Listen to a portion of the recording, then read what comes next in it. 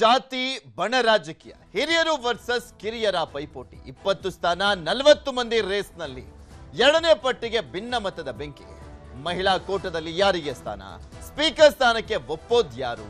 ಸಂಪುಟ ಸಸ್ಪೆನ್ಸ್, ಯಾರಿಗೆ ಚಾನ್ಸ್?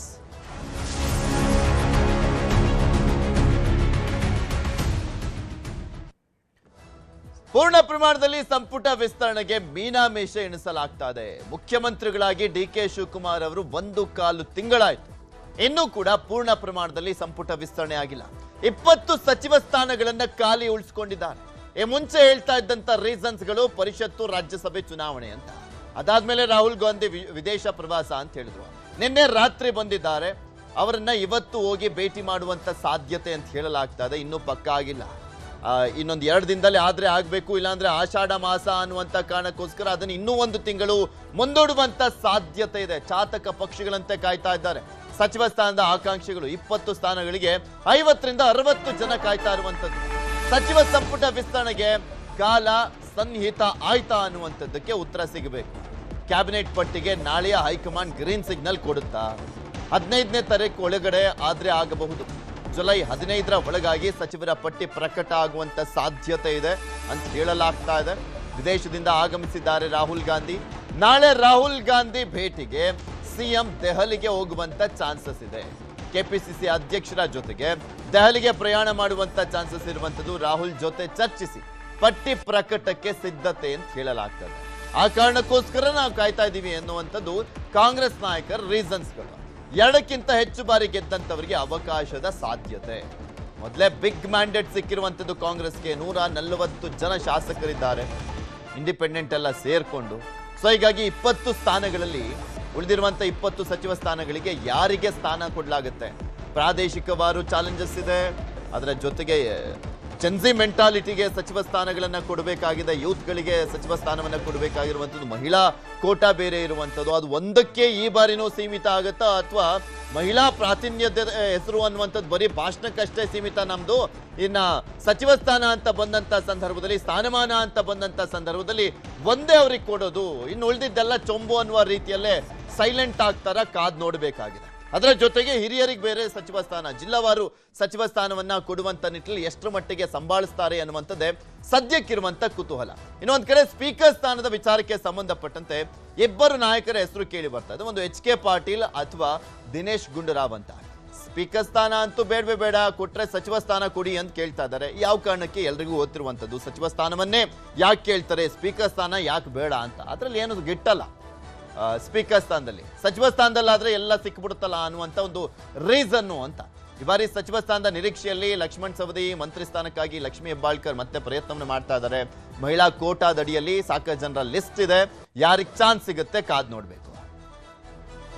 ಇದೇ ವಿಚಾರಕ್ಕೆ ಸಂಬಂಧಪಟ್ಟಂತೆ ಮಾತಾಡ್ತಾ ಹೋಗೋಣ. ನಮ್ಮ ಜೊತೆ ಅತಿಥಿಗಳು ಜಾಯ್ನ್ ಆಗಿದ್ದಾರೆ. ಬಿಜೆಪಿ ವಕ್ತಾರರಾಗಿರುವಂತ ವೆಂಕಟೇಶ ದೊಡ್ಡೇರಿ ಅವರು, ಹಾಗೆ ಕಾಂಗ್ರೆಸ್ನ ವಕ್ತಾರರಾಗಿರುವಂತ ನಟರಾಜ್ ಗೌಡರು. ಇಬ್ಬರಿಗೂ ಕೂಡ ಕಾರ್ಯಕ್ರಮಕ್ಕೆ ಸ್ವಾಗತ. ನಟರಾಜ್ ಗೌಡ್ರೆ, ಸಿಎಂ ಸ್ಥಾನನೇ ಈಸಿಯಾಗಿ ಬದಲಾವಣೆ ಮಾಡಲಾಯಿತು, ಅದರಲ್ಲಿ ಯಾವುದೇ ಗೊಂದಲಗಳು ಕಾಣಿಸ್ಲಿಲ್ಲ.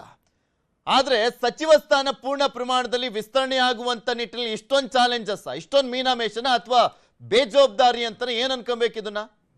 ಒಂದ್ ಕಡೆ ನೆರೆ ಇದೆ, ಒಂದ್ ಕಡೆ ಬರ ಇದೆ. ಈಗ ಪೃಥ್ವಿ, ಈಗ ಮುಖ್ಯಮಂತ್ರಿ ಸ್ಥಾನ ನೀವು ಹೇಳ್ದಂಗೆ ಬಹಳ ಸುಲಭವಾಗಿ ಒಂದು ಬದಲಾವಣೆ ಆಯಿತು. ಅದನ್ನ ಹೈಕಮಾಂಡ್, ಶಾಸಕಾಂಗ ಪಕ್ಷದ ಮೇಲೆ ಮಾನ್ಯ ಸಿದ್ದರಾಮಯ್ಯ, ಮಾನ್ಯ ಡಿ.ಕೆ. ಶಿವಕುಮಾರ್ ಇತ್ಯರ್ಥ ಮಾಡಿದ್ರು. ಈಗ ಸಚಿವ ಸ್ಥಾನ ಅನ್ನೋದು ಕೂಡ ಬಹಳ ಸುಲಭವಾಗಿ ಆಗುತ್ತೆ. ಸಣ್ಣ ಪುಟ್ಟ ಇಶ್ಯೂಸ್ ಇರುತ್ತೆ. ಸಣ್ಣ ಪುಟ್ಟ ಇಶ್ಯೂಸ್ ನೀವು ಆಲ್ರೆಡಿ ಈ 14 ಜನ ಆದಾಗಲೇ ಸಣ್ಣ ಪುಟ್ಟ ಇಶ್ಯೂಸ್ ಬಂದಿತ್ತು. ಅದೇ ರೀತಿ ಸಣ್ಣ ಪುಟ್ಟ ಇಶ್ಯೂಸ್ ಮುಂದಕ್ಕೂ ಬರುತ್ತೆ, ಅವೆಲ್ಲ ನಿರಂತರವಾಗಿರ್ತವೆ. ಸಚಿವ ಸ್ಥಾನವನ್ನ ತೀರ್ಮಾನ ಮಾಡೋದು ಮುಖ್ಯಮಂತ್ರಿಗಳ ಪರಮಾಧಿಕಾರ ಇದೆ. ಮುಖ್ಯಮಂತ್ರಿಗಳು ಈಗ ಸಚಿವ ಸ್ಥಾನ ಮುಖ್ಯಮಂತ್ರಿಗಳ ಪರಮಾಧಿಕಾರ ಅಂತ ಒಂದು ಸುಳ್ಳು ಹೇಳ್ಬೇಡಿ, ಬಹಿರಂಗ ಸುಳ್ಳು ಇದು. ಈಗ ಒಂದೇ ಮುಖ್ಯಮಂತ್ರಿಗಳ ಪರಮಾಧಿಕಾರ ಇದೆ. ಅದು ಯಾವ ಸಮಯದಲ್ಲಿ ಯಾವ ಮುಖ್ಯಮಂತ್ರಿ ಆದ್ರೂ ಅಷ್ಟೇ. ಆದ್ರೆ ಅವ್ರೇನ್ ಮಾಡ್ತಾರೆ ಅಂದ್ರೆ, ಹಿರಿಯರನ್ನ, ಬೇರೆ ನಾಯಕರುಗಳನ್ನ, ಪಕ್ಷದ ಮುಖ್ಯ ನಾಯಕರುಗಳನ್ನ, ರಾಷ್ಟ್ರ ಮಟ್ಟದಲ್ಲಿ ಹೈಕಮಾಂಡ್ ಅನ್ನ ಒಂದು ಚರ್ಚೆ ಮಾಡಿ ಒಂದು ಸಮಾಲೋಚನೆ ಮಾಡ್ತಾರೆ. ಯಾರಿಗೆ ಜಾತಿವಾರು, ಪ್ರಾದೇಶಿಕವಾರು, ಹಿರಿತನ, ಹೊಸಬರಿಗೆ ಈ ತರ ಎಲ್ಲ ಅವಕಾಶಗಳು ಕೊಡ್ಬೇಕಾದಾಗ ಚರ್ಚೆ ಮಾಡ್ತಾರೆ. ಹಾಗಾಗಿ ಮತ್ತೆ ಈಗ ಆಲ್ರೆಡಿ 3 ವರ್ಷಗಳ ಕಾಲ ಯಾರಿಗೆ ಅವಕಾಶ ಕೊಟ್ಟಿದೆ, ಅವ್ರು ಬಿಟ್ಟು ಬೇರೆಯವ್ರಿಗೆ ಯಾರಿಗೆ ಅವಕಾಶ ಕೊಡ್ಬೇಕು ಅಂತ ಈಗ ಚರ್ಚೆ ಮಾಡ್ಬೇಕಾಗಿದೆ. ಅದೇ ಯಾಕಂದ್ರೆ ಹಿರಿಯರು ಕೂಡ ಯಾರು ಬಿಟ್ಕೊಳಕ್ಕೂ ರೆಡಿ ಇಲ್ಲ, ಹೊಸಬರಿಗೆ ಅವಕಾಶ ಮಾಡ್ಕೊಡ್ಬೇಕಾಗಿದೆ. ಸೊ ಆ ನಿಟ್ಟಿನಲ್ಲಿ ಚರ್ಚೆಗಳು ಸ್ವಲ್ಪ ನಿಧಾನಗತಿನಲ್ಲಿ ಇಲ್ಲಿವರೆಗೂ ಬಂದಿದೆ. ನನ್ನ ಪ್ರಕಾರ ಇನ್ನೊಂದು 4-5 ದಿನದಲ್ಲಿ ಇದು ಸಂಪೂರ್ಣವಾಗಿ ಮಂತ್ರಿಮಂಡಲ ವಿಸ್ತರಣೆ ಆಗುತ್ತೆ, ಪುನರಚನೆ ಆಗುತ್ತೆ, ಆ ಭರವಸೆ ನಮ್ಗಿದೆ. ಆದ್ರೆ ಇದರೊಳಗೆ ಮಾನ್ಯ ಡಿ ಕೆ ಶಿವಕುಮಾರ್ ಅವರು, ಮಾನ್ಯ ಸಿದ್ದರಾಮಯ್ಯನವರು, ಬಿ ಕೆ ಹರಿಪ್ರಸಾದ್ ಅವರು, ಖರ್ಗೆ ಸಾಹೇಬರು ಕುತ್ಕೊಂಡು ಚರ್ಚೆ ಮಾಡಿ ಆಲ್ರೆಡಿ 1-to-1 ಎಲ್ಲ ಚರ್ಚೆಗಳು ಮಾಡಿದ್ದಾರೆ. ಇನ್ ಫೈನಲ್ ಮುದ್ರೆ ಬರ್ಬೇಕಾಗಿದೆ. ಈಗ ಸುರ್ಜೇವಾಲಾ ಅವರು, ವೇಣುಗೋಪಾಲ್ ಅವರು ಮತ್ತೆ ಖರ್ಗೆ ಸಾಹೇಬ್ರನ್ನ ಭೇಟಿ ಮಾಡಿ, ವಿರೋಧ ಪಕ್ಷದ ನಾಯಕರಾದ ಮಾನ್ಯ ರಾಹುಲ್ ಗಾಂಧಿ ಅವ್ರನ್ನ ಭೇಟಿ ಮಾಡಿ ಒಂದು ಪಟ್ಟಿಯನ್ನು ಬಿಡುಗಡೆ ಮಾಡ್ತಾರೆ. 3-4 ಡೇಸ್ ಅಲ್ಲಿ ಆಗುತ್ತೆ. ಅದ್ರೊಳಗೇನು ಗೊಂದಲ ಇಲ್ಲ. ಆಮೇಲೆ ಈ ಗೊಂದಲ ಇಲ್ಲ ಸಮಯ ಯಾವಾಗಿದೆ, ನೀವೆಲ್ಲ ನೆರೆ ಬಂದಿದೆ, ಬರ ಬಂದಿದೆ, ಒಂದ್ ಭಾಗದಲ್ಲಿ ನೆರೆ ಆಗ್ತಾ ಇದೆ, ಒಂದ್ ಭಾಗದಲ್ಲಿ ಬರ ಆಗ್ತಾ ಇದೆ. ಅದಕ್ಕೆ ಮುಖ್ಯಮಂತ್ರಿಗಳೇ ಸ್ವಯಂ ಆಸಕ್ತಿಯಿಂದ ಎಲ್ಲ ಜಿಲ್ಲಾಧಿಕಾರಿಗಳ ಜೊತೆ ಚರ್ಚೆ ಮಾಡಿ ಅದಕ್ಕೇನು ಪ್ರಿಕಾಷನರಿ ಕೆಲಸ ಆಗ್ಬೇಕು ಅಥವಾ ಅದಕ್ಕೇನು ಪರಿಹಾರಗಳು ಕೊಡ್ಬೇಕು, ಅದೇನ್ ಕೆಲಸ ಮಾಡ್ಬೇಕು ಅದನ್ನ ಅವರೇ ಮುತುವರ್ಜಿ ವಹಿಸಿ ಮಾಡ್ತಾ ಇದ್ದಾರೆ. ಆಮೇಲೆ ಕಂದಾಯ ಇಲಾಖೆ ಮಾನ್ಯ ಡಾಕ್ಟರ್ ಜಿ ಪರಮೇಶ್ವರ್ ಅವರು ಕೂಡ ಕೆಲಸ ಮಾಡ್ತಾ ಇದ್ದಾರೆ.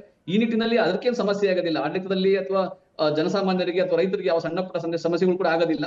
ಆದ್ರೆ ಮಂತ್ರಿಮಂಡಲ ಸಂಪೂರ್ಣ ವಿಸ್ತರಣೆ ಆಗಬೇಕು ಅನ್ನೋದು ಕೂಡ ಎಲ್ಲರದು ಬಯಕೆ. ಆಗಲ್ಲ ಅಂದ್ರೆ ಬೇಡವೇ ಬೇಡ ಯಾರು ಹಂಗಾದ್ರೆ ಸಾಕಲ್ಲ ಅತ್ಲಾಗ ಸುಮ್ಮನೆ ಯಾಕೆ ಸಮಸ್ಯೆ ಮಾಡ್ಕೊಳ್ಳೋದು ಅಂತ.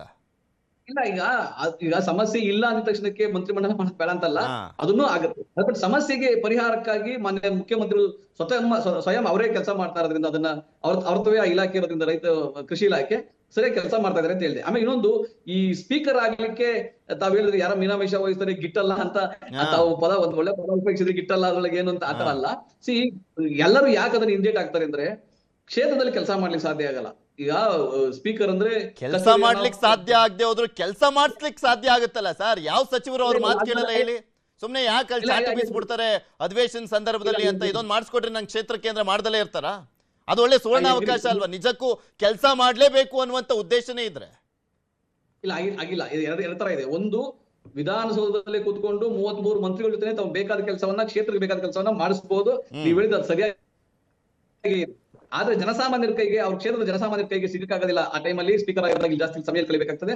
ಅದೊಂದಿರ್ತದೆ ಹೊರತು ಆಮೇಲೆ ಯಾರು ಬೇಡ ಅಂತ ಅನ್ನೋದು ಅದು ಸಮಂಜಸ ಅಲ್ಲ. ಯಾಕಂದ್ರೆ ಅದು ಒಂದು ಬಹಳ ಸಾಂವಿಧಾನಿಕ ಘನತೆ ಕೂಡ, ಗೌರವ ಕೂಡ ಒಂದು ಹುದ್ದೆ. ಅದನ್ನ ಯಾರು ಬೇಡ ಅಂದ್ರೆ ಅದಕ್ಕಿಂತ ಆಶ್ಚರ್ಯಕರ ವಿಷಯ ಒಂದಿರೋದಿಲ್ಲ. ಆದ್ರೆ ನೀವ್ ಇಷ್ಟ ದಿನ ಜಿಲೇಬಿ ಕೊಟ್ಬಿಟ್ಟು ಈಗ ಮೆಣಸಿಕಾಯಿ ತಿನ್ನಿ ಅಂದ್ರೆ ಯಾರು ತಿನ್ನಕ್ ಹೋಗ್ತಾರೆ? ಬನ್ನಿ ಸರ್, ಮಾತನಾಡ್ತೀನಿ. ವೆಂಕಟೇಶ್ ಸರ್ ಇದಾರೆ, ಮಾತನಾಡ್ತೀನಿ. ವೆಂಕಟೇಶ್ ಅವರೇ, ಆರಂಭದಲ್ಲಿ ಕೇಳ್ತಾ ಇದ್ದೆ ನಾನು, ಬರ ಒಂದ್ ಕಡೆ, ನೆರೆ ಇನ್ನೂ ಒಂದ್ ಕಡೆ, ಆಡಳಿತ ಬೇಕು ಅಲ್ಲಿ. ಯಾಕೆಂದ್ರೆ ZP ಇಲ್ಲ, TP ಇಲ್ಲ, ಗ್ರಾಮ ಪಂಚಾಯತಿ ಇಲ್ಲ, GBI ಇಲ್ಲ ಬೆಂಗಳೂರಿನಲ್ಲಿ. ಯಾರನ್ನೋ ಕೇಳಬೇಕು, ಆಡಳಿತಕ್ಕೆ ಬಿಸಿ ಮುಟ್ಸ್ಬೇಕು ಅಂದ್ರೆ ಸಚಿವರುಗಳಾದ್ರೂ ಬರಬೇಕು ಅನ್ನುವಂಥ ನಿರೀಕ್ಷೆ ಇರುತ್ತೆ. ಒಂದೊಂದು ಇಲಾಖೆದು ಒಂದೊಂದು ರೀತಿಯಾಗಿ ಸಾವಿರಾರು ಜನ ಅಧಿಕಾರಿಗಳಿರ್ತಾರೆ. ಒಬ್ಬರೇ ಬ್ಯಾಲೆನ್ಸ್ ಮಾಡ್ಲಿಕ್ಕೆ ಆಗೋದಿಲ್ಲ ಅದನ್ನ. ನಮಸ್ಕಾರ. ತಾವ್ ಹೇಳೋದು ಸರಿ ಇದೆ. ಯಾಕಂತಂದ್ರೆ ಈ ಒಂದು ಹೊಸ ಮುಖ್ಯಮಂತ್ರಿಗಳು ಅಧಿಕಾರವನ್ನ ವಹಿಸಿಕೊಂಡು ಸುಮಾರು 1 ತಿಂಗಳ ಮೇಲಾಯಿತು. ಇವತ್ತು ಕರ್ನಾಟಕ ಅತ್ಯಂತ ಕ್ಲಿಷ್ಟವಾದಂತ ಒಂದು ಪರಿಸ್ಥಿತಿಗಳನ್ನ ಇವತ್ತು ಎದುರಿಸ್ತಾ ಇದೆ. ರಾಜ್ಯದ ಸುಮಾರು 150ಕ್ಕೂ ಹೆಚ್ಚು ತಾಲೂಕುಗಳು ಇವತ್ತು ಬರಪೀಡಿತವಾಗಿವೆ. ಬಾಗಲಕೋಟೆ, ವಿಜಯಪುರ ಮುಂತಾದ ಕಡೆಗೆ ಅತಿವೃಷ್ಟಿಯಿಂದ ಅಲ್ಲಿ ಮಳೆ ಬಂದು ಅಲ್ಲಿನ ಜನರು ತೊಂದರೆಗೀಡಾಗಿದ್ದಾರೆ. ರಾಜ್ಯದ ಎಲ್ಲ ಅಧಿಕಾರಿಗಳು, ಸುಮಾರು 54,000 ಜನ ಅಧಿಕಾರಿಗಳು SIR ನಲ್ಲಿ ತೊಡಗಿಸ್ತಾರೆ. ಹಾಗೆ ಒಂದು ಪ್ರಜಾಪ್ರಭುತ್ವ ವ್ಯವಸ್ಥೆನಲ್ಲಿ ಉತ್ತರದಾಯಕತ್ವ, ಆನ್ಸರಬಲ್ ಇರ್ತಕ್ಕಂಥವ್ರು, ಪ್ರಜೆಗಳಿಂದ ಆಯ್ಕೆಯಾದಂಥವ್ರು. ಎಂತೆ ಕರ್ನಾಟಕ ರಾಜ್ಯದಲ್ಲಿ IAS IPS ಆಫೀಸರ್ಗಳಿಗೆ ಏನು ಕೊರತೆ ಇಲ್ಲ, ಒಳ್ಳೆ ದಕ್ಷ ಅಧಿಕಾರಿಗಳು ಇದ್ರೂ ಕೂಡ ಕಡೆಗೆ ಅವರು ಜನರಿಗೆ, ಸಾಮಾನ್ಯ ಜನರಿಗೆ ಅವರು ಉತ್ತರದಾಯಕ ಅಲ್ಲ. ನಾವು ಪ್ರಜಾಪ್ರಭುತ್ವ ಪ್ರತಿನಿಧಿ ವ್ಯವಸ್ಥೆನಲ್ಲಿ ನಾವು ಪ್ರಶ್ನೆ ಕೇಳತಕ್ಕಂಥದ್ದು ಸಂಬಂಧಪಟ್ಟಂತ ಮಂತ್ರಿಗಳನ್ನ. ಇವತ್ತೇನು 2 ಜನ 3 ಜನಕ್ಕೆ ಒಂದು ಜಿಲ್ಲೆನ ಕೊಟ್ಟಿದ್ದಾರೆ. ಜಿಲ್ಲೆ ಅವ್ರವ್ರ ಜಿಲ್ಲೆಯಲ್ಲೇ ಇವತ್ತು ಪ್ರಗತಿ ಪರಿಶೀಲನೆ ಸಭೆ ಮಾಡಕ್ಕಾಗಿಲ್ಲ, ತಾಲೂಕುಗಳಿಗೆ ವಿಸಿಟ್ ಮಾಡಕ್ಕಾಗಿಲ್ಲ. ನಮ್ಮ ಮನೆ ಮುಖ್ಯಮಂತ್ರಿಗಳು ದೇವಸ್ಥಾನ ಅಲ್ಲಿ ಮತ್ತೆ ಪುಣ್ಯ ಕಾರ್ಯಗಳಲ್ಲಿ ಮಾಡಿದ್ದಾರೆ. ನಿನ್ನೆ ಕೂಡ ಅವರು ಯಾವುದೋ ದೇವಸ್ಥಾನದ ಉದ್ಘಾಟನೆ ಸಮಾರಂಭದಲ್ಲಿದ್ದಾರೆ, ಮತ್ತೆ ಬೇರೆ ಕಡೆ ಹೋಗಿದ್ದಾರೆ ಅಂತ ತಿಳ್ಕೊಂಡಿದೀವಿ. ಆದ್ರೆ ಕೂಡ ಏನೇ ಆದ್ರೂ ಕೂಡ ನೋಡಿ, ಇವತ್ತು ಕರ್ನಾಟಕದಲ್ಲಿ ಇವತ್ತೇನು ವ್ಯವಸ್ಥೆ ಇದೆ, ನಮ್ಮ ಕೃಷಿ ಸಚಿವರಿಲ್ಲ. ನಮ್ಮ ರಾಜ್ಯ ಒಂದು ಕೃಷಿ ಒಂದು ಆಧಾರಿತ ಒಂದು ರಾಜ್ಯ ಆಗಿರ್ತಕ್ಕಂಥ ಸಂದರ್ಭದಲ್ಲಿ ಅವ್ರ ಕಷ್ಟ ಸುಖಗಳನ್ನು ಹೇಳ್ಕೊಳಕ್ ಯಾರಿಲ್ಲ. ಎಲ್ಲ ನಿಂತಿರೋದು ಯಾರಿಂದ? ಈ ಸಂಪೂರ್ಣ ನಮ್ಮ ನಟರಾಜ್ ಗೌಡ್ರು ಹೇಳ್ತಾ ಇದ್ರು, ಈ ಖರ್ಗೆ ಅವ್ರನ್ನ ವಿಚಾರ ಮಾಡ್ತೀವಿ, ಸುರ್ಜೇವಾಲಾ ಮಾಡ್ತೀವಿ, ರಾಹುಲ್ ಗಾಂಧಿ ಅವ್ರು ಬಂದಿದ್ವಿ, ಇವರೆಲ್ಲ ಯಾರು ಇವರೆಲ್ಲ ನಮ್ಗೆ? They are not answerable to us. ಅವ್ರ ಮೇ ಬಿ ಅವ್ರಿಗೆ ಹೈಕಮಾಂಡ್ ಇರ್ಬೋದು, ಅವ್ರಿಗೆ ದೊಡ್ಡ ಜನ ಇರ್ಬೋದು. 2019ರಲ್ಲಿ ಗೌರವಿಸ್ತೀವಿ. 2019ರಲ್ಲಿ 1 ಮ್ಯಾನ್ ಕ್ಯಾಬಿನೆಟ್ ಇತ್ತಲ್ಲ, ಅವಾಗ ಬಿಜೆಪಿ ಹೈಕಮಾಂಡ್ ಆಟ ಆಡಿಸ್ತಲ್ಲ, ಹಂಗ ಆಟ ಆಡಿಸ್ತಾ ಇದಾರ ಅಂತ. ಬಿಜೆಪಿ ಅವ್ರು ಅವಾಗ ಆಡಳಿತ ವೈಫಲ್ಯ ಆಗೋಗಿತ್ತಲ್ಲ, ಕೈ ಕೊಟ್ಟಿತ್ತಲ್ಲ, ಹಂಗಾಗೋಗ್ಬಿಡ್ತದ ಇದಲ್ಲ ಅಂತ ಇವಾಗ್ಲೂ ನೋಡಿ. ಅವರ ಆಯಾಯ ಪಕ್ಷಗಳಿಗೆ ಅವ್ರ ಹೈಕಮಾಂಡ್ ಬಹಳ ಮುಖ್ಯ. ಅವ್ರನ್ನ ಕನ್ಸಲ್ಟ್ ಮಾಡಬೇಕಾದ್ದು ಅವರ ಕರ್ತವ್ಯನೂ ಇರ್ಬೋದು, ಅಥವಾ ಅವ್ರ ಪಕ್ಷದ ಒಂದು ಆಂತರಿಕ ವಿಚಾರ ಇರ್ಬೋದು, ಬಿಜೆಪಿ ಆಗಿರ್ಬೋದು, ಕಾಂಗ್ರೆಸ್ ಆಗಿರ್ಬೋದು, ನಾನು ಅದ್ರ ಬಗ್ಗೆ ಏನು ಹೇಳೋದಿಲ್ಲ. ಅವರ ಭಾವನೆಗಳನ್ನ ಗೌರವಿಸ್ತೇನೆ. ಆದ್ರೆ ಇವತ್ತು ನಿಂತಿರೋದು ಏನಕ್ಕೆ ಕರ್ನಾಟಕದಲ್ಲಿ? ತಾವ್ ಹೇಳ್ತಾ ಇದ್ರಿ ನೋಡಿ, ಇವಾಗ ಮುಂದೆ ಆಷಾಢ ಬಂದ್ಬಿಟ್ರೆ ಇನ್ನೊಂದ್ ತಿಂಗಳಿಲ್ಲ ಅಂತ. ಒಟ್ಟಾರೆ ಅಂತೂ ಇಂತೂ ಕುಂತಿ ನಾನು ಹೇಳೋದೇನಪ್ಪಾ ಅಂದ್ರೆ ಸರ್, ಮೇನ್ 2019 ಆಗ್ಬಿಟ್ಟಿತ್ತಲ್ಲ ಬಿಜೆಪಿ, ಹಂಗ ಆಗ್ಬಾರ್ದು ಅಂತ. 25 ದಿನಗಳ ಕಾಲ ಒನ್ ಮ್ಯಾನ್ ಆರ್ಮಿ ತರ one man cabinet BS Yediyurappa. ಅದಾದ್ಮೇಲೆ 25 ದಿನ ಆದ್ಮೇಲೆ ಬರೀ 17 ಜನ ಸಚಿವರನ್ನ ಮಾಡಿದ್ದು. ಅದಾದ 6 ತಿಂಗಳ ಬಳಿಕ ಫೆಬ್ರವರಿಗೆ ಒಂದ್ 5-6 ತಿಂಗಳಾದ ಬಳಿಕ ಇನ್ನು 10 ಜನ ಸಚಿವರನ್ನ ಆಯ್ಕೆ ಮಾಡಿದ್ದಂಥದ್ದು. ಈ ರೀತಿಯಾಗಿ ಆ ಟೈಮಲ್ಲಿ ಏನೇನಾಯ್ತು ಎಲ್ರಿಗೂ ಹಂಗಾಗಬಾರ್ದು. ನಾನೇನ್ ಹೇಳ್ತಾ ಇದ್ದೀನಿ ಅಂತಂದ್ರೆ, ಇವತ್ತು ನಾವು ಈ ರಾಜ್ಯದಲ್ಲಿ ಏನು ತೊಂದರೆ, ಮತ್ತೆ ಈ ಒಂದು 7.5 ಕೋಟಿ ಜನಸಂಖ್ಯೆ ತೊಂದರೆಗೊಳಗಾಗಿದೆ, ಅದ್ರ ಬಗ್ಗೆ ನಾನು ಹೇಳ್ತಿದ್ದೀನಿ. ಒಟ್ಟಾರೆ ಅವರ ಒಂದು ದೃಷ್ಟಿಯಲ್ಲಿ ಇಟ್ಕೊಂಡು ನಾವು ಯೋಚನೆ ಮಾಡ್ಬೇಕಾಗ್ತದೆ. ಎಲ್ಲವನ್ನು ಒಬ್ಬರೇ ಮಾಡಕ್ ಆಗೋದಿಲ್ಲ. ಯಾವುದೇ ಹಿರಿಯ ಮಂತ್ರಿಗಳನ್ನ ನೋಡಿ ನೀವು ಡಾಟಾ, ಯಾವ್ಯಾವ ಮಂತ್ರಿಗಳು ಪ್ರಗತಿ ಪರಿಶೀಲನಾ ಸಭೆ ಇದ್ದಾರೆ, ಮಾಡಿದ್ದಾರೆ, ಯಾವ ಕಾರ್ಯದರ್ಶಿಗಳಿಗೆ ಅದರಲ್ಲಿ ಮೀಟಿಂಗ್ ತಗೊಂಡಿದ್ದಾರೆ, ಏನೇನು ಬರ ಪರಿಹಾರ ಕೊಟ್ಟಿದ್ದಾರೆ, ಯಾವ ರೈತರಿಗೆ ಎಷ್ಟು ಕೊಟ್ಟಿದ್ದಾರೆ, 2,770 ಆತ್ಮಹತ್ಯೆ ಮಾಡ್ಕೊಂಡು ಅವ್ರಿಗಿನ್ನು ಕೊಟ್ಟು ಏನು ಕೊಡಕ್ಕಾಗಿಲ್ಲ. 2,000 ಕೋಟಿಗಿಂತ ಜಾಸ್ತಿ ಹಣ ಅಕ್ಕಿ, ರಾಗಿ ಮತ್ತು ಜೋಳದ ಹಣ ಇನ್ನೂ ಬಿಡುಗಡೆ ಆಗಿಲ್ಲ. ಅದ್ರ ಜೊತೆಗೆ ಪರಿಹಾರ ಆಗಿದೆ. ಪ್ರಾಣಿಗಳು ಸತ್ತಿದ, ಅವಕ್ಕಾಗಿಲ್ಲ. ಅವಕ್ಕೆ ಏನ್ ಮಾಡಿದ್ರು ಅವ್ರಿಗೆ ಹೈಕಮಾಂಡ್ ಇದೆ, ಅವ್ರು ಮಾಡ್ಕೊಳ್ಳಿ, ನಮ್ಗೇನ್ ಅದ್ರ ಬಗ್ಗೆ ಎತ್ತರಾಸ ಇಲ್ಲ. ನಮ್ಮ ಜನರ ಬಗ್ಗೆ ಇವತ್ತು ಆಗ್ತಕ್ಕಂಥ ನೋವಿನ ಬಗ್ಗೆ ಹೇಳಿ, ಅವ್ರು ಏನ್ ಕ್ರಮ ತಗೊಂಡಿದ್ದಾರೆ ಅಂತ ಪ್ರಶ್ನೆ ಇರೋದೇ. ನೀವ್ ಯಾರನ್ನಾದ್ರೂ ಮಾಡ್ರಿ, ಯಾರನ್ನಾದ್ರೂ ಸಚಿವ ಸ್ಥಾನದಲ್ಲಿ ಕೂರಿಸಿ, ಬಟ್ ಸಚಿವ ಸಂಪುಟ ಅನ್ನುವಂಥದ್ದು ವಿಸ್ತರಣೆ ಆಗ್ಲಿ ಅಂತ. ಇಲ್ಲಿ ಜನರ ಸಮಸ್ಯೆ ಇಂಪಾರ್ಟೆಂಟಾ ಅಥವಾ ರಾಜಕೀಯ ಇಂಪಾರ್ಟೆಂಟಾ, ರಾಜಕೀಯ ಲೆಕ್ಕಾಚಾರಗಳು ಇಂಪಾರ್ಟೆಂಟಾ? ಕರೆಕ್ಟ್ ಆಗಿದೆ. ಜನರ ಸಮಸ್ಯೆನೇ ಇಂಪಾರ್ಟೆಂಟ್, ಜನನೇ ಇಂಪಾರ್ಟೆಂಟ್. ಯಾಕಂದ್ರೆ ಕರ್ನಾಟಕದ ಜನತೆಯ ಕೆಲಸ ಮಾಡಬೇಕು ಅಂತಾನೆ ಈ ಸರ್ಕಾರವನ್ನ ಜನ ಆಯ್ಕೆ ಮಾಡೋದು. ಅದೇ ನಿಟ್ಟಿನಲ್ಲಿ ಈ ಸರ್ಕಾರ ಕೆಲಸ ಮಾಡ್ತಾ ಇದೆ. ಮುಖ್ಯಮಂತ್ರಿಗಳು ಅದೇ ರೀತಿಯಲ್ಲಿ ಕೆಲಸ ಮಾಡ್ತಾ ಇದ್ದಾರೆ. ಉಪಮುಖ್ಯಮಂತ್ರಿಗಳಾದ ಡಾಕ್ಟರ್ ಜಿ ಪರಮೇಶ್ವರ್ ಅವರು ಕೂಡ ಅದನ್ನೇ ಕೆಲಸ ಮಾಡ್ತಾ ಇದ್ದಾರೆ. ಅವರು ಏನ ಆಲ್ರೆಡಿ ಸೂಚನೆ ಕೊಟ್ಟಿದ್ದಾರೆ ಅಂದ್ರೆ, ಎಲ್ಲಾ ಜಿಲ್ಲಾಧಿಕಾರಿಗಳಿಗೆ ಮೀಟಿಂಗ್ ಸಭೆಯನ್ನು ಮಾಡಿದ್ದಾರೆ. ಮುಖ್ಯಮಂತ್ರಿಗಳು ಖುದ್ದಾಗಿ ಎಲ್ಲಾ ಜಿಲ್ಲಾಧಿಕಾರಿಗಳು ಜೊತೆ ಸಭೆ ಮಾಡಿದ್ದಾರೆ. ಡಾಕ್ಟರ್ ಜಿ ಪರಮೇಶ್ವರ್ ಅವರು ಎಲ್ಲಾ ಜಿಲ್ಲಾಧಿಕಾರಿಗಳು ಸಭೆ ಮಾಡಿದ್ದಾರೆ. ನಿಮ್ಗೆ ಗೊತ್ತಿರಬೇಕು, ಸಿದ್ದರಾಮಯ್ಯನವರು ಇದ್ದಾಗಲೇ ಕೂಡ ಮೇನಲ್ಲಿ ಸಿದ್ದರಾಮಯ್ಯ ಒಂದು ತಿಂಗಳು ಯಾಕಿದು ಇದರಿಂದ ವಾಟ್ ಇಸ್ ದಿಸ್? ಈಗ ಮೇನಲ್ಲೇ ಮಾನ್ಯ ಸಿದ್ದರಾಮಯ್ಯನವರು ಎಲ್ಲಾ ಜಿಲ್ಲಾಧಿಕಾರಿಗಳ ಸಭೆಯನ್ನ ಮಾಡಿ, ಈ ಬಾರಿ ನಮ್ಗೆ ಮೇನಲ್ಲಿ ಮಳೆ ಹೆಚ್ಚಿಗೆ ಆಗಿತ್ತು, ಮಳೆ ಈ ಬಾರಿ ಜಾಸ್ತಿ ನೆರೆ ಬರಬಹುದು, ನೀವೆಲ್ಲ ಪ್ರಿಕಾಷನ್ ತೆಗೆದುಕೊಳ್ಳಿ ಅಂತೇಳಿ ಅವಲ್ಲಿ ಜಿಲ್ಲಾಧಿಕಾರಿಗಳು ಸಭೆ ಮಾಡಿದ್ರು. ಜೂನ್ 13ನೇ ತಾರೀಕು ಮಾನ್ಯ ಮುಖ್ಯಮಂತ್ರಿ DK ಶಿವಕುಮಾರ್ ಅವರು ಎಲ್ಲಾ ಜಿಲ್ಲಾಧಿಕಾರಿಗಳ ಸಭೆ ಮಾಡಿ, ಪ್ರತಿ ಜಿಲ್ಲಾಧಿಕಾರಿಗೆ ಹಣವನ್ನ ಯಾವುದೇ ಕಾರಣಕ್ಕಾಗಿ, ಯಾವುದೇ ಮೇವು ಕೊರತೆ ಆಗ್ಲಿ, ಕುಡಿಯೋ ನೀರಿನ ಕೊರತೆ ಆಗ್ಲಿ, ಅಥವಾ ರೈತರಿಗೆ ಯಾವುದೇ ಸಮಸ್ಯೆ ಆಗ್ಲಿ, ಬಿತ್ತನೆ ಬೀಜ ಆಗ್ಲಿ ಅಥವಾ ರಸಗೊಬ್ಬರ ಆಗ್ಲಿ, ಯಾವುದೇ ರೀತಿಯ ಸಮಸ್ಯೆ ಆಗಬಾರ್ದು, ಅವ್ರಿಗೆ ಪ್ರಿಕಾಷನ್ ತಗೋಬೇಕಾದ ಜೂನ್ 13ನೇ ತಾರೀಕು ಮಾನ್ಯ DK ಶಿವಕುಮಾರ್ ಅವರು ಮೀಟಿಂಗ್ ಅನ್ನು ಮಾಡಿದ್ದಾರೆ. ಜುಲೈ 6ನೇ ತಾರೀಕು ಮಾನ್ಯ ಡಾಕ್ಟರ್ ಜಿ ಪರಮೇಶ್ವರ್ ಅವರು ಕಂದಾಯ ಸಚಿವರಾಗಿ ತುರ್ತು ಪರಿಸ್ಥಿತಿಯನ್ನ ಯಾವ ರೀತಿಯಾಗಿ ಮಳೆ ಬರ್ಬೋದು, ನೆರೆ ಬರ್ಬೋದು. ನಟರಾಜ್ ಗೌಡ್ರೆ, ಈ ಸಂದರ್ಭದಲ್ಲಿ ಯಾಕೆ ತುಂಬಾ ಇಂಪಾರ್ಟೆಂಟ್ ಆಗುತ್ತೆ ಸಚಿವ ಸ್ಥಾನಗಳು, ಸಚಿವರು ಯಾಕೆ ಬೇಕಾಗ್ತಾರೆ ಅಂದ್ರೆ, ಯಾಕೆಂದ್ರೆ ಇಲ್ಲೆಲ್ಲ ಆಡಳಿತ ಯಂತ್ರನೇ ಬುಡಮೇಲಾಗೋಗ್ಬಿಟ್ಟಿದೆ. ಪ್ರಜಾಪ್ರಭುತ್ವ ಅನ್ನುವಂಥದ್ದು ಎಲ್ಲಿ ಅಂತ. ಯಾಕೆಂದ್ರೆ ನಾನು ಅವಾಗ್ಲೇ ಹೇಳಿದ್ನಲ್ಲ, ಗ್ರಾಮ ಪಂಚಾಯತಿ ಸದಸ್ಯರೆಲ್ಲಿದ್ದಾರೆ, ತಾಲೂಕ್ ಪಂಚಾಯತಿ ಸದಸ್ಯರೆಲ್ಲಿದ್ದಾರೆ, ಜಿಲ್ಲಾ ಪಂಚಾಯತಿ ಸದಸ್ಯರೆಲ್ಲಿದ್ದಾರೆ, GBA ಸದಸ್ಯರಿಲ್ಲ. ಯಾರನ್ನೋ ಕೇಳ್ತಾರೆ, ಪ್ರತಿಯೊಂದು MLA ಆನ್ಸರಬಲ್. ಅವ್ರು ನೋಡಿದ್ರೆ ಇಲ್ಲಿ ಮಂತ್ರಿ ಸ್ಥಾನಕ್ಕೋಸ್ಕರ ಓಡಾಡ್ತಾ ಇದಾರೆ ಪಾಪ ಎಲ್ಲ ನಿಮ್ಮ ಹೈಕಮಾಂಡ್ ನಾಯಕರ ಮನೆ ಮುಂದೆ. ಯಾರನ್ನೋ ಕೇಳ್ಬೇಕು. ಈ ಸಮಸ್ಯೆಗಳಿಗೆ ಪರಿಹಾರ ಏನು? ಅಕಸ್ಮಾತ್ ಇನ್ 2 ದಿನದಲ್ಲಿ ಆಗದೆ ಹೋದ್ರೆ ಇನ್ನೂ 1 ತಿಂಗಳಾಗಲ್ವಂತೆ. ಪೃಥ್ವಿ, ನಿಮ್ ಮಾತು ಸರಿ ಇದೆ. ನಾನು ನಿಮ್ಗೆ ಅದಕ್ಕೆ ಹೇಳ್ತಾ ಇದ್ದೆ, ಇವತ್ತು ರೈತರ ಸಮಸ್ಯೆನ ನೀವು ಪ್ರಶ್ನೆ ಮಾಡಿದ್ರಿ, ನಮ್ಮ ಬಿಜೆಪಿ ವಕ್ತಾರರು ಅದೇ ಹೇಳಿದ್ರು. ನಾನೇನ್ ಹೇಳ್ತಾ ಇದ್ದೆ ಅಂದ್ರೆ, ಪ್ರತಿ ಜಿಲ್ಲಾಧಿಕಾರಿಗಳಿಗೆ 5-5 ಕೋಟಿ ರೂಪಾಯಿ ಹಣವನ್ನ ಕೊಟ್ಟು, ಪ್ರತಿ ತಹಸೀಲ್ದಾರ್, ಪ್ರತಿ ತಾಲೂಕಿಗೆ, ಪ್ರತಿ ವಿಧಾನಸಭಾ ಕ್ಷೇತ್ರಕ್ಕೆ, ಪ್ರತಿ ತಾಲೂಕಿಗೆ 1 ಕೋಟಿ ರೂಪಾಯಿ ಕುಡಿಯೋ ನೀರಿಗೆ, ಬೇರೆದಕ್ಕಲ್ಲ. ಮೊನ್ನೆ ಕೂಡ ಮಾನ್ಯ ಗ್ರಾಮೀಣಾಭಿವೃದ್ಧಿ ಸಚಿವರಾದಂತ ಈಶ್ವರ್ ಖಂಡ್ರೆ ಅವರು, RDPR ಮಿನಿಸ್ಟ್ರು, ಅವರೇ ಕೂಡ ಮೀಟಿಂಗ್ ಅನ್ನ ಮಾಡಿ ಪ್ರತಿ ಇಲಾಖೆ ಕೂಡ ಕೃಷಿ, ಗ್ರಾಮೀಣಾಭಿವೃದ್ಧಿ, ಕಂದಾಯ ಇಲಾಖೆ ಸಮನ್ವಯತೆ ಮಾಡಿ ಎಂತ ತುರ್ತು ಪರಿಸ್ಥಿತಿ ಬಂದ್ರು ಪ್ರಿಕಾಷನ್ ಇರಬೇಕಂತ ಕೆಲಸ ಮಾಡ್ತಾ ಇದ್ದಾರೆ. ಯಾವುದೇ ರೈತರಿಗೆ ಸಮಸ್ಯೆ ಆಗೋದಿಲ್ಲ. ಸಮಸ್ಯೆ ಬಿಜೆಪಿ ಅವರ ತಲೆನಲ್ಲಿದೆ, ಬಿಜೆಪಿ ಅವರ ಕಚೇರಿನಲ್ಲಿ ಸಮಸ್ಯೆ. ಆದ್ರೆ ನೀವು ಹೇಳ್ದಂಗೆ ಕರೆಕ್ಟ್, ನಾನು ಒಪ್ಕೊಂತೀನಿ. ಗ್ರಾಮ ಪಂಚಾಯತಿ ಸರ್, ಬಿಜೆಪಿ ಸಮಸ್ಯೆ 100 ಇಟ್ಕೊಳ್ಳಿ, ನಮಗೂ ಅದ್ ಬೇಕಾಗಿಲ್ಲ. ರಾಜ್ಯದ ಜನಕ್ಕೋಸ್ಕರ ಕೇಳ್ತಾ ಇರೋದು. ಗ್ರಾಮ ಪಂಚಾಯತಿ ಆಗ್ಬೋದು, ತಾಲೂಕ್ ಪಂಚಾಯತಿ ಆಗ್ಬೋದು, ಜಿಲ್ಲಾ ಪಂಚಾಯತಿ ಆಗ್ಬೋದು, ನಗರ ಪಾಲಿಕೆ, ನಗರಸಭೆ ಚುನಾವಣೆಗಳು ಆಗಬೇಕು. ನಾವು ಕೂಡ ಅದೇ ಹೇಳಿದ್ವಿ. ಮಾನ್ಯ ಮುಖ್ಯಮಂತ್ರಿ DK ಶಿವಕುಮಾರ್ ಇದ್ದಾರೆ, ಡಿಸೆಂಬರ್ ಒಳಗೆ ಚುನಾವಣೆಗಳು ಆಗಬೇಕು ಅಂತ ಹೇಳಿ ಅವ್ರು ಕೂಡ ತೀರ್ಮಾನ ಮಾಡಿ ಮಾಡಿದ್ದಾರೆ. ಈ SIR ಬಂದಿದ್ದರಿಂದ ಅದು ತಡವಾಗಿದೆ, 3 ತಿಂಗಳು ತಡವಾಗ್ತಾ ಇದೆ.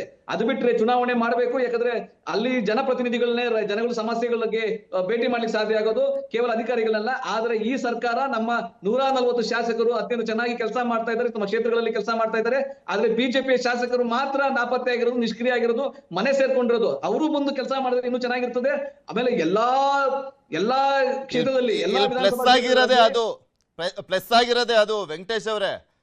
ಮಾಧ್ಯಮಗಳಲ್ಲಿ ಮೈಕ್ ಸಿಕ್ಕಂತ ಸಂದರ್ಭದಲ್ಲಿ ಬಿಜೆಪಿ ನಾಯಕರು ಮಾತನಾಡ್ತಾ ಇದ್ದಾರೆ ಬಿಟ್ರೆ ಎಲ್ಲಿ ಏನ್ ಸಮಸ್ಯೆ ಆಗ್ತಾ ಇದೆ ಅಂತ ಗ್ರೌಂಡ್ ಲೆವೆಲ್ ಅಲ್ಲಿ ಇಳಿತಾ ಇಲ್ಲ, ಸರ್ಕಾರಕ್ಕೆ ಬಿಸಿ ಮುಟ್ಸ್ತಾ ಇಲ್ಲ. ಅಲ್ಲಿ ಸಚಿವರಿಲ್ಲ ಅಂತ ಹೇಳಿದ್ರೆ ಆಗಲ್ಲ. ತೋರಿಸಿ ಎಲ್ಲೆಲ್ಲಿ ತಪ್ಪಾಗಿದೆ ತೋರಿಸಿ. ನಟರಾಜ್ ಗೌಡ್ರು ಹೇಳ್ತಾರೆ, ತಾವ್ ಹೇಳ್ತೀರಿ. ಇವತ್ತು ನಮ್ಮ ರಾಜ್ಯ ಅಧ್ಯಕ್ಷರಾದಂತ ಇವರದ್ದು ಉತ್ತರ ಕರ್ನಾಟಕದಲ್ಲಿದ್ದಾರೆ. ನಮ್ಮ ಅಶೋಕ್ ಜಿ ಅವರು ಇವತ್ತು ಚಾಮರಾಜನಗರದಲ್ಲಿದ್ದಾರೆ. ನಾಯಕ ಚಲವಾದಿ ಅವರು ಬೇರೆ ಕಡೆ ಹೋಗಿದ್ದಾರೆ. ಎಲ್ಲಾ ಜಿಲ್ಲೆಗಳಲ್ಲಿ ಕೂಡ ಯಾವ ಕಾರಣಕ್ಕೆ ಹೋಗ್ತಾ ಇದಾರೆ ಹೇಳಿ? ಯಾವ ಕಾರಣಕ್ಕೆ ಹೇಳಿ ಹೋಗಿರೋದು? ಯಾವ ಕಾರಣಕ್ಕೆ? ಅಲ್ಲಿನ ಜನರ ಭಾವನೆಗಳನ್ನ ಅರ್ಥ ಮಾಡ್ಕೊಳ್ಳಕ್ಕೆ ಅಷ್ಟೇ ಸೀರಿಯಸ್ ಆಗಿ ರಾಜ್ಯದ ಜನರ ಸಮಸ್ಯೆ ಬಗ್ಗೆ ಮಾತಾಡ್ಬೇಕಲ್ವಾ? ಕಟ್ಟಾಕ್ಬೇಕು ಅನ್ನೋ ನಿಟ್ಟಿನಲ್ಲಿ ನಾವು ಹೋಗ್ತಾ ಇದೀವಿ. ಎಲ್ಲ ಏನು ಈಗ ನೀವು ಮಾಡ್ದಿರೋ ಕೆಲಸ, ಕಾಂಗ್ರೆಸ್ ಪಕ್ಷ ಮಾಡ್ತಾ ಇರೋ ಕೆಲಸನ ನಾವು ಮಾಡ್ತಾ ಇದೀವಿ. ಕಾಂಗ್ರೆಸ್ನವ್ರು ಮಾಡ್ಬೇಕಾದ ಕೆಲಸ ನಾವು ಮಾಡ್ತಾ ಇದೀವಿ. ಇವತ್ತು ಕಾಂಗ್ರೆಸ್ನವ್ರು ಇವತ್ತು ಮಾಡ್ಬೇಕಾಗಿತ್ತು, ಅವ್ರಿಗೆ ಎಲ್ಲ ತಾಲೂಕುಗಳಲ್ಲಿ ಜಿಲ್ಲಾ ಕೇಂದ್ರಗಳಲ್ಲಿ ಕೂತ್ಕೊಳ್ಬೇಕಾಗಿತ್ತು. ಅವ್ರು ಕೂತ್ಕೊಳ್ಳದೇ ಇರೋದ್ರಿಂದ ಇವತ್ತು ಜನರ ಕೇಳೋರಿಲ್ಲ, ರೈತರ ಕಷ್ಟ ಕೇಳೋರಿಲ್ಲ, ಬಿಜೆಪಿ ಜನರ ಕಷ್ಟನ ಕೇಳೋರಿಲ್ಲ. ಇವತ್ತು ಇವರು ಅಧಿಕಾರಿಗಳ ಹತ್ರ ಪ್ರಶ್ನೆ ಕೇಳಕ್ಕಾಗಲ್ಲ. ಸಾಮಾನ್ಯ ಜನಪ್ರತಿನಿಧಿಗಳಿಂದ ಮಾತ್ರ ಕೇಳಬೇಕು. ನಾಯಕರುಗಳು ಬಿಜೆಪಿ ನಾಯಕರುಗಳನ್ನ ಬೆಂಬಲ ಕೋರಕ್ ಹೋಗಿದ್ದಾರೆ ರಾಜ್ಯಾಧ್ಯಕ್ಷ ಆಗಿ ಮುಂದುವರಿಲಿಕ್ಕೆ. ಅಷ್ಟು ಬಿಟ್ರೆ ಜನಪರವಾಗಿ ರೈತರ ಪರವಾಗಿ ಏನು ಹೋಗಿಲ್ಲ. ರಾಹುಲ್ ಗಾಂಧಿ ಅವರು ಏನಕ್ಕೆ ನಟರಾಜ್ ಗೌಡ್ರೆ ಇದು ಈಸಿ ಆಯ್ತಲ್ವಾ? ಅವ್ರು ಹೆಂಗಿದ್ರು ಕೇಳ್ತಾ ಇಲ್ಲ, ನಮಗ್ ಟೈಮ್ ಸಿಗ್ತಾ ಇದೆ, ಆರಾಮಾಗಿ ಸಚಿವ ಸಂಪುಟ ಯಾವಾಗ ಮಾಡಿದ್ರು ನಡೆಯುತ್ತೆ. ಈಸಿ ಆಯ್ತಲ್ಲ. ಒಂದು ಪ್ರಶ್ನೆ ಕೇಳಿ ನೀವು. ಮಾನ್ಯ ಮೋದಿಜಿ ಅವರು 3 ರಾಷ್ಟ್ರಗಳಲ್ಲಿ ಒಂದೇ ನಿಮಿಷ ಇಬ್ರು ಮಾತಾಡಿದ್ರೆ ಸರಿ ಆಗಲ್ಲ. ರಾಹುಲ್ ಗಾಂಧಿ ಅವರು ಇಬ್ರು ಮಾತಾಡಿದ್ರೆ ಸರಿಯಾಗಿ ಬರಲ್ಲ. ಒಬ್ರು ಮಾತನಾಡಿ, ಆಮೇಲೆ ಮತ್ತೆ ಹೇಳ್ತೀನಿ. ನಟರಾಜ್ ಗೌಡ್ರೆ ಮಾತಾಡಿ. ಈಗ ನಾನೇನ್ ಹೇಳ್ತೀನಿ ನೋಡಿ, ಬಿಜೆಪಿ ಶಾಸಕರು ಇರ್ತಕ್ಕಂಥ ಕ್ಷೇತ್ರದಲ್ಲಿ ನಿಷ್ಕ್ರಿಯ ಆಗಿದ್ರು ಕೂಡ ಅಧಿಕಾರಿಗಳ ಮುಖಾಂತರ ನಮ್ಮ ಮುಖ್ಯಮಂತ್ರಿಗಳು, ನಮ್ಮ ಮಂತ್ರಿಗಳು ಕೆಲಸ ಮಾಡ್ತೀವಿ. ನಾವು ಬಿಜೆಪಿ ತರ ನಿಷ್ಕ್ರಿಯ ಆಗೋದಿಲ್ಲ. ಸಮಸ್ಯೆಗಳು ಬರ್ತವೆ, ಸಮಸ್ಯೆಗಳಿದಾವೆ. ಆ ಸಮಸ್ಯೆಗಳನ್ನ ಪರಿಹಾರ ಮಾಡ್ಲಿಕ್ಕೆ ಸಮರೋಪಾದಿಯಲ್ಲಿ 140 ಶಾಸಕರು, ಇವತ್ತಿರ್ತಕ್ಕಂತಹ 14 ಮಂತ್ರಿಗಳು, ಮುಖ್ಯಮಂತ್ರಿ, ಉಪಮುಖ್ಯಮಂತ್ರಿ ಆದಿಯಾಗಿ ಎಲ್ಲರೂ ಕೆಲಸ ಮಾಡ್ತಾ ಇದ್ದಾರೆ ನಿರಂತರ. ನೀವು ಮಾನ್ಯ ಮುಖ್ಯಮಂತ್ರಿಗಳ ಕಳೆದ 1 ತಿಂಗಳ 40 ದಿನದ ನೀವು ವೇಳಾಪಟ್ಟಿ ತೆಗೆದು ನೋಡಿ, ಅವರು ಮಾಡಿರೋ ಸಭೆ ಸಮಾರಂಭಗಳನ್ನು ನೋಡಿ.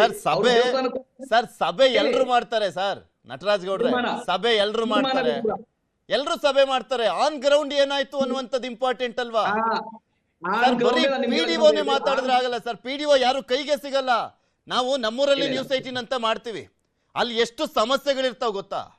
ಆ ಪಿಡಿಒ ಕೇಳಿದ್ರೆ ಯಾರಿಗೆ ಹೇಳ್ತೀರಿ ಹೇಳ್ರಿ ಅಂತಾರಂತೆ. MLA ಕೇಳಿದ್ರೆ ಇಲ್ಲ, ಅವ್ರಿಲ್ಲೋ ಬೆಂಗಳೂರಲ್ಲಿ ಇದ್ದಾರೆ ಅಂತಾರಂತೆ. ಜನರು ಯಾರ ಹತ್ರ ಬರ್ಬೇಕು?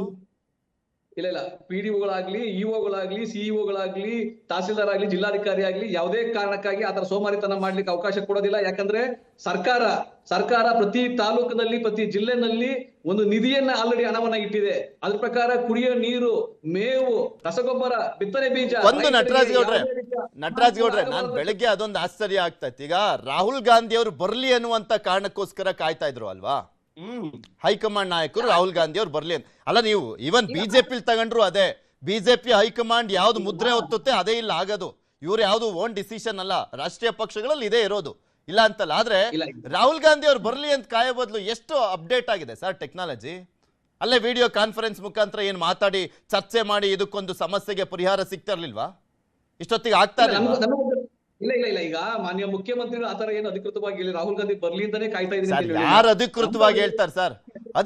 ನಟರಾಜ್ ಗೌಡ್ರೆ ಯಾರಿಗೋ ಹೇಳ್ದಂಗೆ ಹೇಳ್ಬೇಡಿ.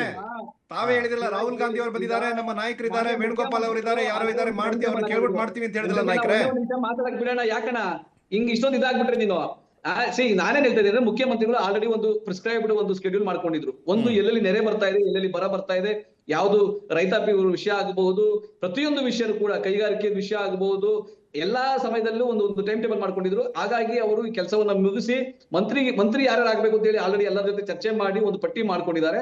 ಅವರು ಇದಕ್ಕಾಗ್ತಾರೆ ಅದಕ್ಕಾಗಿ ಡೆಲ್ಲಿಗೆ ಹೋಗ್ತಾರೆ, ನಮ್ಮ ಮಾನ್ಯ ಖರ್ಗೆ ಅವ್ರನ್ನ ಮೀಟ್ ಮಾಡ್ತಾರೆ. ಅದು ಔಪಚಾರಿಕತೆ, ಅದೊಂದು ಗೌರವ, ಅದೊಂದು ಸಮಾಲೋಚನೆ ಮಾಡೋದೊಂದು ಪದ್ಧತಿ. ಆ ಪದ್ಧತಿ ಮುಖಾಂತರ ಅವ್ರನ್ನ ಸಮಾಲೋಚನೆ ಮಾಡಿ ಅದನ್ನ ಪಟ್ಟಿಯನ್ನ ಬಿಡುಗಡೆ ಮಾಡ್ತಾರೆ. 4-5 days ಅಲ್ಲಿ ಆಗುತ್ತೆ. ನಮ್ಗೆ ಗೊತ್ತಿರ್ತಕ್ಕಂಥದ್ದು. ಎರಡನೇದು ಏನಾಗಿದೆ ಅಂದ್ರೆ ನೋಡಿ, ಆದ್ರೆ ಆಡಳಿತದಲ್ಲಿ ಅಭಿವೃದ್ಧಿನಲ್ಲಿ ಯಾವುದೇ ರೀತಿಯ ಕುಂಚಿತ್ತು ತಡ ಆಗಬಾರ್ದು, ನಿಧಾನ ಆಗಬಾರ್ದು ಅಂತ ಕೆಲಸ ಮಾಡ್ತಾ ಇರ್ತಕ್ಕಂಥ ಸರ್ಕಾರ ಇದು ಒಂದು. ಎರಡನೇದೇನಂದ್ರೆ, ನಾನು ಬಿಜೆಪಿ ನಾಯಕರು ನಾನೇನು ಮನೇಲಿ ಸೇರ್ಕೊಂಡ್ಬಿಟ್ಟಿದ್ದಾರೆ ಅಂತ ಹೇಳ್ಬಿಟ್ಟು ನಾವು ಆ ಕ್ಷೇತ್ರಗಳು ಕೈ ಬಿಡೋದಿಲ್ಲ. ಅಧಿಕಾರಿಗಳ ಮುಖಾಂತರ ಆ ಕ್ಷೇತ್ರಗಳಲ್ಲೂ ಕೂಡ ಅಭಿವೃದ್ಧಿ ಕೆಲಸಗಳನ್ನ ಮಾಡ್ತಾ ಇದೀವಿ, ಮುಂದುವರಿಸ್ತೀವಿ. ಒಂದು ಮಾನ್ಯ ವಿರೋಧ ಪಕ್ಷ ನಾಯಕರಾಗ್ಬೋದು ಅಥವಾ ಬಿಜೆಪಿ ರಾಜ್ಯಾಧ್ಯಕ್ಷರಾಗ್ಬೋದು, ರಾಜ್ಯಕ್ಕೆ ಬರ್ಬೇಕಾದ ಅನುದಾನ ಆಗ್ಲಿ ಅಥವಾ ಏನು ಆರ್ಥಿಕತೆ ಅನ್ಯಾಯ ಆಗ್ತಾ ಇದೆ ಅದ್ರ ವಿರುದ್ಧವಾಗಿ 19 ಸಂಸದರ ಜೊತೆ ಹಾಕೊಂಡು ನಾವು ನಿಮ್ ಜೊತೆ ಇದೀವಿ ಅಂತ ಒಂದು ಧೈರ್ಯವಾಗಿ ಹೇಳಲಿಕ್ಕೆ ಸಾಧ್ಯ ಆಗ್ತಾ ಇಲ್ಲ. ಅವ್ರಿಗೆ ರಾಜ್ಯ ಸರ್ಕಾರ ಜೊತೆ ನಿಲ್ತಾ ಇಲ್ಲ, ಜನತೆಯ ಪರವಾಗಿ ನಿಲ್ತಾ ಇಲ್ಲ. ಅದೇ ದುರದೃಷ್ಟ, ಈ ರಾಜ್ಯ ದುರದೃಷ್ಟ ಆಗ್ತಾ ಇರ್ತಕ್ಕಂಥದ್ದು. ಕೇಂದ್ರ ಸರ್ಕಾರ ನಮ್ಗೆ ತೊಂದರೆ ಕೊಡ್ತಾ ಇದೆ, ಆರ್ಥಿಕ ಅನ್ಯಾಯ ಮಾಡ್ತಾ ಇದೆ. ಕಳೆದ 1 ವರ್ಷದಲ್ಲಿ ನಾವು ಬರ್ಬೇಕಾದಂತಹ ಅನುದಾನಗಳು, ಯೋಜನೆಗಳು, ಜಲ್ ಜೀವನ್ ಮಿಷನ್ ಒಂದೇ ಸಾಕ್ಷಿ ಕಣ್ಮುಂದೆ ಇರ್ತಕ್ಕಂಥದ್ದು. ಸುಮಾರು 18,000 ಕೋಟಿ ರೂಪಾಯಿ ಹಣವನ್ನ ನಮ್ಮ ಕರ್ನಾಟಕಕ್ಕೆ ಇನ್ನು ಬಂದಿಲ್ಲ, ಬರ್ಬೇಕಾಗಿದೆ. ಅವ್ರು ಕೊಡ್ತಾ ಇಲ್ಲ, ನೀವು ಮಾಡ್ತಾ ಇಲ್ಲ, ಅದೇ ಆಗ್ತದೆ. ವೆಂಕಟೇಶ್ ಅವರೇ, ಕತ್ಲಲ್ಲೇ ಎಲ್ಲರಿಗೂ ಜಾಮೂನ್ ತಿನ್ಸ್ತಾ ಇದಾರೆ ಅಷ್ಟೇ ಈಗ ಒಂದು ವಿಚಾರ, ಪೃಥ್ವಿ ಅವರೇ, ಒಂದು ವಿಚಾರ. ಇವತ್ತು ಛಲವಾದಿ ನಾರಾಯಣ ಸ್ವಾಮಿ ಅವರು ವಿರೋಧ ಪಕ್ಷದ ನಾಯಕರು ಒಂದು ಬಹಳಷ್ಟು ದೊಡ್ಡ ಒಂದು ವಿಚಾರವನ್ನ ಮಾಡಿದಾರೆ. ತಾವು ಯಾರು ಬಹಳ ಜನ ಗಮನಿಸಿದಿರೋ ಇಲ್ಲೋ ಗೊತ್ತಿಲ್ಲ. ಕರ್ನಾಟಕ ರಾಜ್ಯಕ್ಕೆ ಈ ವೆಹಿಕಲ್ಸ್ ನ ಬಸ್ಗಳನ್ನ ಕೊಟ್ಟಿರ್ತಕ್ಕಂಥದ್ದು ಬಸ್ಸುಗಳು ಬೇರೆ ಕಡೆ ಹೋಗೋ ಸಾಧ್ಯತೆ ಇದೆ. ಬೇಕಂದ್ರೆ ಕರ್ನಾಟಕ ರಾಜ್ಯ ಸರ್ಕಾರ ಆಸಕ್ತಿ ತೋರಿಸಿ ಅದಕ್ಕೆ ಸಮರ್ಪಕವಾದ ದಾಖಲಾತಿಗಳನ್ನ ಸಲ್ಲಿಸ್ತಿಲ್ಲ ಕೇಂದ್ರ ಸರ್ಕಾರಕ್ಕೆ ಅನ್ನೋ ಒಂದು ಮಾತನ್ನ ಟ್ವೀಟ್ ಮಾಡಿದ್ದಾರೆ. ಅದು ವರದಿ ಕೂಡ ಆಗಿದೆ. ಓಕೆ, ಕರೆಕ್ಟ್, ನೋಡಿದೀನಿ. ತೇಜಸ್ವಿ ಸೂರ್ಯ ಅವರು ಹಾಕಿದಾರಲ್ವಾ ಸರ್? ಇದ್ರ ವಿಚಾರ ಏನ್ ಹೇಳಿ, ಸೂರ್ಯ ಅವರು ಹಾಕಿದಾರಲ್ವಾ? ನನ್ನ ಪ್ರಶ್ನೆ ಕೇಳಿಸ್ಕೊಳ್ಳಿ. ತೇಜಸ್ವಿ ಸೂರ್ಯ ಅವರು ಹಾಕಿದಾರಲ್ವಾ? ರಾಜ್ಯ ಸರ್ಕಾರಕ್ಕೆ ಒಂದು ತಿಳ್ಕೊಳ್ಳಿ, ರಾಜ್ಯ ಸರ್ಕಾರ ಇದ್ರ ಬಗ್ಗೆ ಚೆನ್ನಾಗಿ ಮಾತಾಡ್ತೀರಾ ವೆಂಕಟೇಶ್ ಅವರೇ? ಎಲ್ಲ ಬಿಜೆಪಿ ನಾಯಕರು ಅಷ್ಟೇ ಇದ್ರ ಬಗ್ಗೆ ಚೆನ್ನಾಗಿ ಮಾತಾಡ್ತೀರಾ. ಭದ್ರಾ ಮೇಲ್ದಂಡೆಯಲ್ಲಿ 5,300 ಕೋಟಿ ಇಟ್ಟಿದ್ರಲ್ಲ, ಅದ್ರ ಬಗ್ಗೆ ಯಾರು ಮಾತಾಡ್ತಾ ಇಲ್ಲ? ಕೇಂದ್ರ ಸರ್ಕಾರ ಇದನ್ನ ರಾಜ್ಯ ಸರ್ಕಾರ ಮಾಡ್ತಾ ಇಲ್ಲ ಅಂತ. 5,300 ಕೋಟಿ ಎಲ್ಲೋಯ್ತು? ಅದ್ರ ಬಗ್ಗೆ ಆನ್ಸರ್ ಮಾಡಿ. ತಾವು ನನಗೆ ಪ್ರಶ್ನೆ ಕೇಳುವಾಗ ಪ್ರಶ್ನೆ ಇಲ್ಲ, ಅದಕ್ಕೆ ಒಂದು ಆಡ್ ಆನ್ ಮಾಡಿ ಕೇಳ್ತಾ ಇದೀನಿ.